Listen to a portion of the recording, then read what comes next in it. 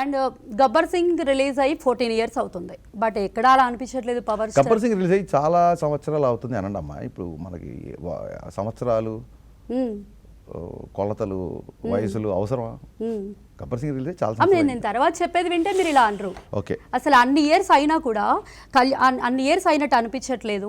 అప్పుడు గబ్బర్ సింగ్ మొన్ననే చూసాము, అప్పుడు ఎలా ఉన్నారో పవర్ స్టార్, ఇప్పుడు ఈ సినిమాలో కూడా అలాగే ఉన్నారు. అదే ఎనర్జీ, అదే స్వాగ్. ఇదే నేను చెప్పబోతుంది. అదే సినిమాలో బ్రహ్మానందం గారు చెప్పినట్టు అదే మ్యాజిక్. బేసిక్గా నేను ఇలా చూడడానికి ఇష్టపడతాను కళ్యాణ్ గారిని. కళ్యాణ్ గారిని హై ఎనర్జెటిక్గా చూడడం, హై స్వాగ్, ఆయనలో ఉన్న ఒక చిన్న సెన్స్ ఆఫ్ హ్యూమర్, ఆయనలో ఉన్న చిన్న ఎటకారం, ఇవన్నీ నేను ఇష్టపడతాను.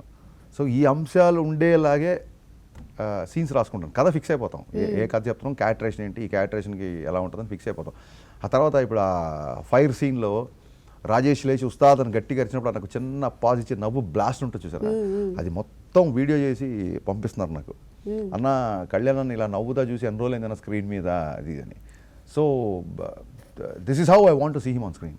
అసలు పూనకాలు వచ్చేస్తున్నాయి పవర్ స్టార్ పవన్ కళ్యాణ్ గారిని పోలీస్ డ్రెస్లో మళ్ళీ చూడటం అనేది. సో ఇది ఎలా ప్లాన్ చేశారు మీరు? మళ్ళీ పోలీస్ డ్రెస్లోనే ఎందుకు చూపించాలనుకున్నారు కళ్యాణ్ గారిని?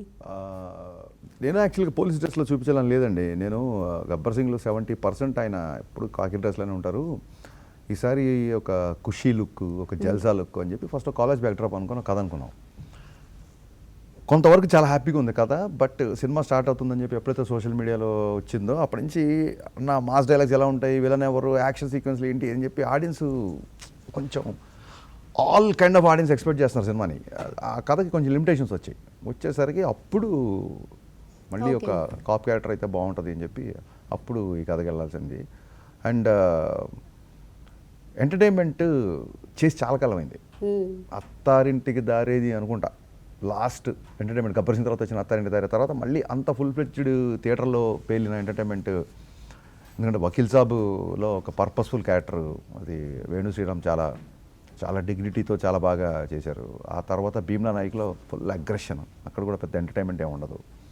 ఇంకా తర్వాత బ్రో అంటారా ఒక చిన్న దేవుడి క్యారెక్టరేషను.